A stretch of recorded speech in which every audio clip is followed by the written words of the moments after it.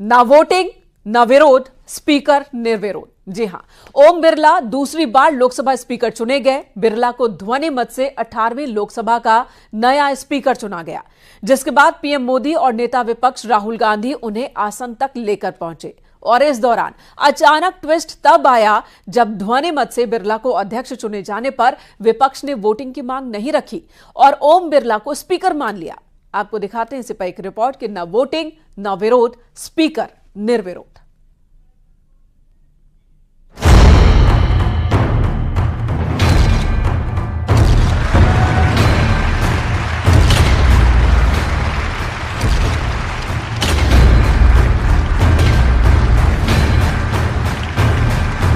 लोकतंत्र के मंदिर में बिना वोटिंग, बिना तनाव मोदी ने पहली परीक्षा जीत ली और ओम बिरला लगातार दूसरी बार ध्वनि मत से लोकसभा स्पीकर बन गए। Those in favor में से aye, those against में से no. I think the ayes have it. The ayes have it.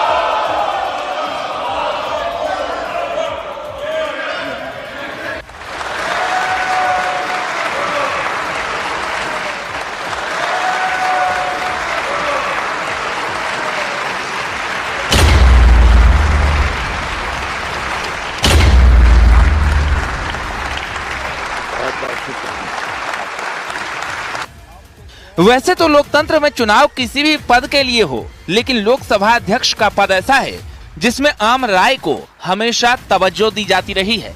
वजह यह है कि सदन के सुचारू संचालन के लिए अध्यक्ष को दोनों पक्षों का सहयोग चाहिए होता है। तभी तो जब पीएम मोदी ने ओम बिरला को लोकसभा स्पीकर बनने पर बधाई दी, तो लोकसभा में नेता विपक्ष राहुल गांधी ने स्पीकर निर्वाचित होने पर ओम बिरला को बधाई देते हुए कहा, विपक्ष सरकार के साथ सहयोग करना चाहता है। अमृत काल के इस महत्वपूर्ण कालखंड में दूसरी बार इस पद पर विराजमान होना बहुत बड़ा दायित्व आपको मिला है और आपका 5 वर्ष का अनुभव और आपके साथ हम लोगों का 5 साल का अनुभव, हम सबका विश्वास है कि आप आने वाले 5 साल हम सबका मार्गदर्शन भी करेंगे और देश की आशा अपेक्षाएं पूर्ण करने के लिए ये सदन अपना दायित्व निभाने में आपकी बहुत बड़ी भूमिका रहेगी। Confident that you will allow us to represent our voice, allow us to speak, allow us to represent the voice of the people of India. Speaker sir, the question is not how efficiently the House is run. The question is how much of India's voice is being allowed to be heard in this House. So the idea, Speaker sir, so the idea that you can run the House efficiently by silencing the voice of the opposition is a non-democratic idea. बेशक आज सदन में शांतिपूर्ण तरीके से लोकसभा अध्यक्ष का चुनाव हुआ, बिना विरोध, बिना वोटिंग के स्पीकर के नाम पर मुहर लगी, लेकिन स्पीकर के चुनाव के बाद जो संसदीय परंपरा की तस्वीर आई वो सबसे खूबसूरत है। स्पीकर के चुनाव के बाद लोकसभा में प्रधानमंत्री मोदी और नेता विपक्ष राहुल गांधी ने एक दूसरे से हाथ मिलाया और इसके बाद दोनों नेता नए स्पीकर ओम बिरला को लेकर स्पीकर के आसन तक पहुंचे और उन्हें आसन ग्रहण करवाया। 18वीं लोकसभा में राहुल गांधी नेता विपक्ष बने हैं और नेता विपक्ष के तौर पर राहुल गांधी और प्रधानमंत्री मोदी नए स्पीकर को उनके आसन तक लेकर पहुंचे। हालांकि ओम बिरला दोबारा लोकसभा स्पीकर चुन लिए गए हों, लेकिन ओवैसी ने एक बार फिर डिप्टी स्पीकर की मांग उठा दी। उन्होंने कहा इस हाउस का कैरेक्टर बदल चुका है, अब बीजेपी इस टीम रोल नहीं कर पाएगी। उम्मीद है कि सरकार डिप्टी स्पीकर बनाकर आपका बोझ कम करेगी। मुझे यकीन है कि आप वहां पर बैठे हैं तो यह ऐवान एक कीमती हीरे की तरह न सिर्फ इस मुल्क की आवाम में, दुनिया में चमकेगा और आप के बोझ को यह सरकार कम करेगी डिप्टी स्पीकर बनाकर। इतना बोझ आप पर नहीं डालना चाहिए। मैं मुबारकबाद देता हूं सर आपको, मैं मुबारकबाद देता हूं कि आप छोटी पार्टियों पर, यह ऐवान अपोजिशन और छोटी पार्टियों का भी है, हमको आप आवाज का मौका देंगे। इस हाउस का कैरेक्टर बदल चुका है सर, इस हाउस का कैरेक्टर बदल चुका है। अब बीजेपी स्टीम रोल नहीं कर पाएगी, हम आपसे मुबारकबाद देते हैं। खैर, जिस चुनाव और तनाव की उम्मीद थी वो खत्म हो चुकी है और ओम बिरला एक बार फिर लोकसभा के स्पीकर चुन लिए गए हैं। हालांकि जिस तरह विपक्ष ने तारीफ और तंज से ओम बिरला का स्वागत किया, इसकी तस्वीर आने वाले दिनों में देखने को मिल सकती है। Bureau report, news 18।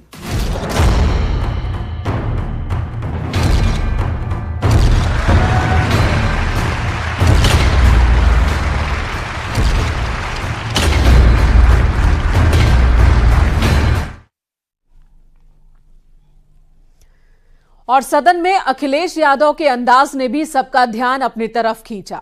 जब अखिलेश यादव भाषण देने के लिए उठे, इस दौरान उन्होंने पहले तो ओम बिरला को बधाई दी और फिर बातों ही बातों में उन पर तंज भी कस दिया। आपको दिखाते हैं एक रिपोर्ट कि समाजवादी पार्टी के अध्यक्ष और कन्नौज से सांसद अखिलेश यादव ने स्पीकर को बधाई देते हुए क्या कहा कि पूरा सदन ही ठहाके लगाने लगा।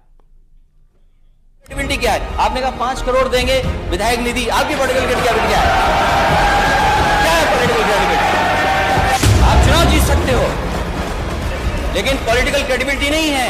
इतना बदलाव आप लाए, मैं आपको बधाई देता हूं। आप टैबलेट ले आए यहाँ पर, जो वादा किया 2017 का, क्या है आपकी पॉलिटिकल क्रेडिबिलिटी? जो तेवर, जो कलेवर अखिलेश यादव का यूपी के सदन में दिखता था, उसी जोश के साथ वो संसद भवन पहुंच चुके हैं। पॉलिटिकल क्रेडिबिलिटी नहीं है, डेवलपमेंट की क्या क्रेडिबिलिटी है? बताओ कहाँ है आपका 20,000 फंड किसान के लिए? मैं अखिलेश यादव, जो लोकसभा का सदस्य निर्वाचित हुआ हूँ, ईश्वर की शपथ लेता हूँ। अखिलेश यादव जिस तरह यूपी के विधानसभा में सरकार को घेरते नजर आते थे, कुछ वैसी ही तस्वीर आज लोकसभा में दिखी, जब उन्होंने लोकसभा स्पीकर को बधाई देने के साथ तंज भी कस दिया। अखिलेश यादव ने कहा, निष्पक्षता इस महान पद की महान जिम्मेदारी है। उम्मीद है कि लोकसभा स्पीकर सबको बराबर का मौका देंगे। आप लोकतांत्रिक न्याय के मुख्य न्यायाधीश की तरह बैठे हैं। हम सबकी आपसे अपेक्षा है कि किसी भी जनप्रतिनिधि की आवाज दबाई न जाए और ना ही निष्कासन जैसी कार्रवाई दोबारा सदन की गरिमा को ठेस पहुंचाएं। आपका अंकुश विपक्ष पे तो रहता ही है, लेकिन आपका अंकुश सत्ता पक्ष पे भी रहे।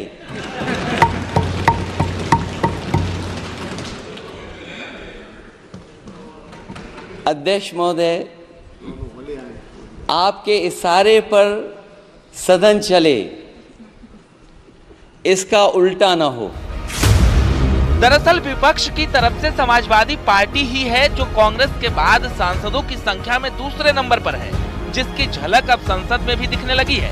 अखिलेश यादव को सदन में बोलने का पहला मौका मिला हो, लेकिन उन्होंने इस मौके को बिना गवाए लोकसभा स्पीकर के बहाने बीजेपी पर भी निशाना साधा। मैं सदन में पहली बार आया हूं, ये नए सदन में। मुझे लगा कि हमारे स्पीकर की कुर्सी बहुत ऊंची होगी, क्योंकि मैं जिस सदन को छोड़ के आया हूं, अध्यक्ष जी, उसकी कुर्सी बहुत ऊंची है। उस समय भी मैं अध्यक्ष जी किसको कहूं कि ये कुर्सी और ऊंची हो जाए।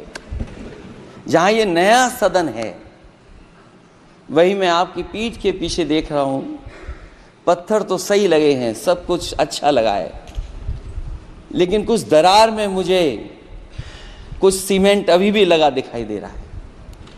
अध्यक्ष महोदय, मुझे उम्मीद है कि आप जितना सत्ता पक्ष का सम्मान करेंगे, उतना ही विपक्ष का सम्मान कर करके हमें भी अपनी बात रखने का मौका देंगे। मैं आपको बधाई देता हूं, शुभकामनाएं देता हूं।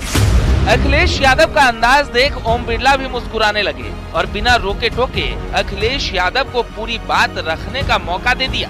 वैसे तो अखिलेश यादव के लिए ये पहला मौका था, लेकिन अंदाजा लगाइए, जब मुलायम परिवार के 5 सांसद सदन में किसी मुद्दे पर आवाज बुलंद करेंगे, सपा के 37 सांसद एक सुर में सदन के पटल पर यूपी की बात रखेंगे, तब तो जो तस्वीर यूपी विधानसभा से पहले दिखती थी, कुछ वैसी ही तस्वीर लोकसभा में भी नजर आएंगी। आपकी पीठ के पीछे देख रहा हूँ, पत्थर तो सही लगे हैं, सब कुछ अच्छा लगा है, लेकिन कुछ दरार में मुझे कुछ सीमेंट अभी भी लगा दिखाई दे रहा है। ब्यूरो रिपोर्ट, अध्यक्ष महोदय, मुझे उम्मीद है कि आप जितना सत्ता पक्ष का सम्मान करेंगे उतना ही विपक्ष का सम्मान कर करके हमें भी अपनी बात रखने का मौका देंगे।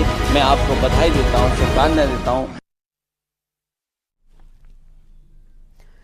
और स्पीकर के चुनाव के बाद लोकसभा में इमरजेंसी के खिलाफ प्रस्ताव लाया गया। लोकसभा अध्यक्ष ने 1975 में कांग्रेस सरकार में लगी इमरजेंसी की कड़ी निंदा की।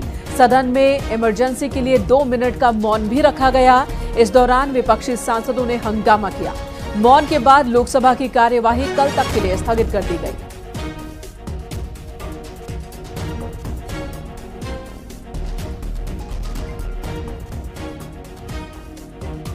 ये सदन 1975 में देश में आपातकाल इमरजेंसी लगाने के निर्णय की कड़े शब्दों में निंदा करता है।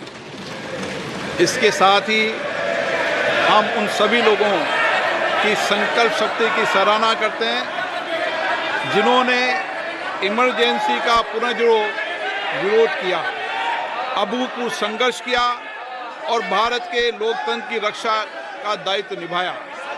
भारत के इतिहास में 25 जून 1975 के उस दिन को हम हमेशा काले अध्याय के रूप में जाना जाएगा। इस दिन तत्कालीन प्रधानमंत्री श्रीमती इंदिरा गांधी ने देश में इमरजेंसी लगाई और बाबा साहब अंबेडकर द्वारा निर्मित संविधान पर प्रचंड प्रहार किया था। भारत की पहचान पूरी दुनिया में लोकतंत्र की जननी के तौर पर है। भारत में हमेशा लोकतांत्रिक मूल्यों और वाद संवाद का समर्थन हुआ, हमेशा लोकतांत्रिक मूल्यों की सुरक्षा की, उन्हें हमेशा प्रोत्साहित किया गया। ऐसे भारत पर श्रीमती इंदिरा गांधी द्वारा तानाशाही थोप दी गई, भारत के लोकतांत्रिक मूल्यों को कुचला गया और अभिव्यक्ति की आज़ादी का गला घोटा गया।